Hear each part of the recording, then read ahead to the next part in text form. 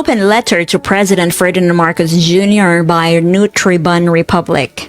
Mr. President, you have less than 2 years left. May mga nakulong na. May mga kinasuhan na. May mga pangalan ng lumutang at may mga investigasyong umuusad. Pero kulang pa.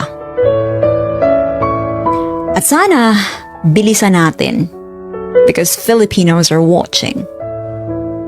And what they keep seeing is painfully familiar.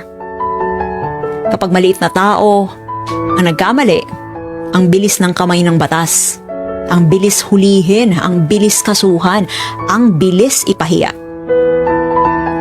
Pero kapag makapangyarihan, biglang napakaraming proseso, paliwanag, technicality, committee, investigation, jurisdiction, due process, at kung ano-anong etchebureche. Minsan habang naghihintay ang bayan ng accountability, yung iba nakakakuha pa ng bagong posisyon. Mr. President, naiinip na kami sa galit at nababasa na naman kami sa baha. I recently saw a video of a sick person with disability who had to be physically carried to an upper floor because flooded water was already rising inside their home. Buhat-buhat siya. May sakit na, may kapansanan na, tapos kailangan pang takasan ang baha sa sarili niyang bahay. Nakakaiyak. At pagkatapos mong mapaiyak, mapapamura ka sa galit. Because somewhere between the billions of pesos repeatedly poured into flood control projects and that helpless Filipino people,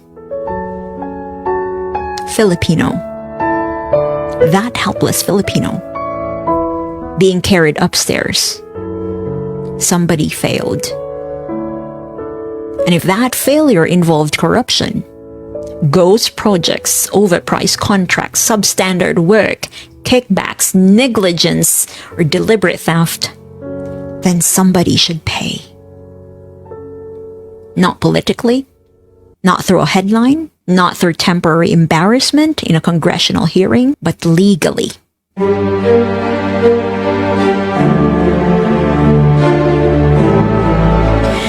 We have heard enormous allegations surrounding flood control spending, officials who exercise enormous authority over infrastructure and public funds, including figures such as former Public Works Secretary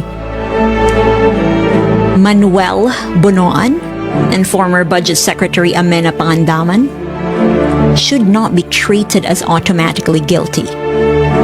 But neither should powerful names be allowed to simply fade from public scrutiny. Follow the evidence wherever it leads. If there is evidence of criminal liability, file the cases. If there is none, say so clearly. But investigate everyone with the same urgency we somehow managed to summon when the accused is poor and powerless. Lahat. Walang kaibigan, walang kaalyado, walang untouchable. Because flood control corruption is not just a procurement issue. It is a grandmother standing in filthy water. It is a child unable to go to school. It is a worker watching appliances, documents and savings disappear overnight. It is a sick person with disability being carried upstairs because the water keeps rising.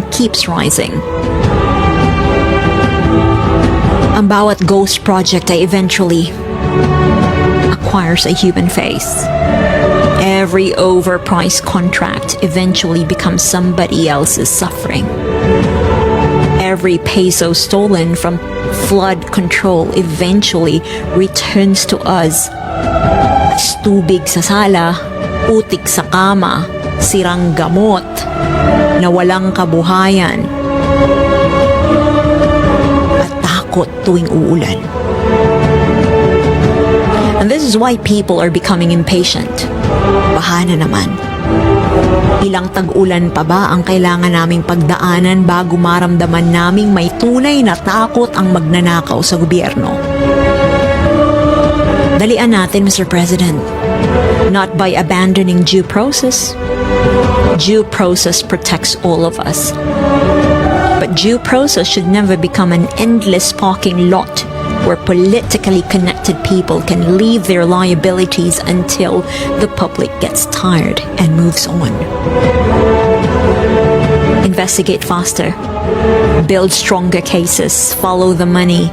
Identify beneficial owners. Examine contractors and subcontractors.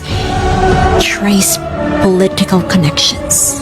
Freeze assets when legally justified. Protect witnesses and whistleblowers. Prosecute officials and private contractors alike when the evidence warrants it.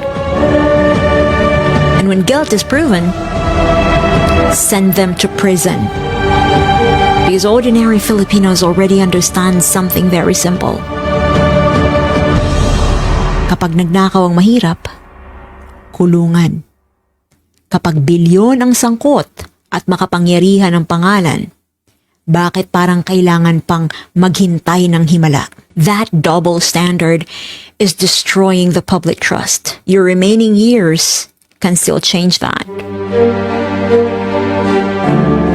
You can leave behind a country where powerful people finally learn that government position, political surname, wealth, and connections are not immunity from the law.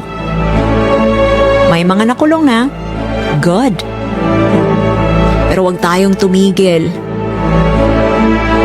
sa madaling hulihin, sa disposable na tauhan, sa middleman, sa contractor na kayang isakripisyo.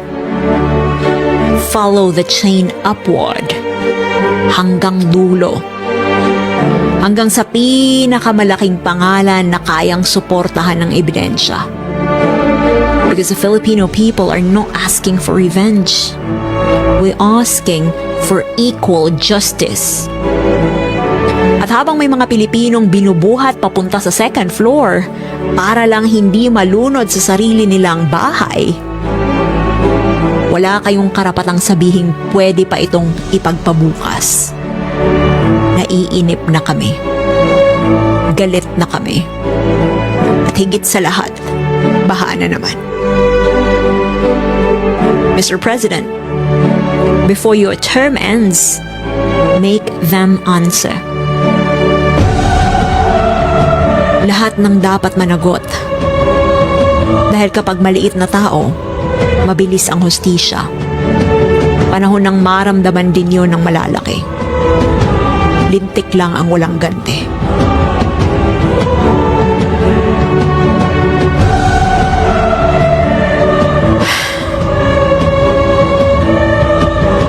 That's it. From Nutraban Republic.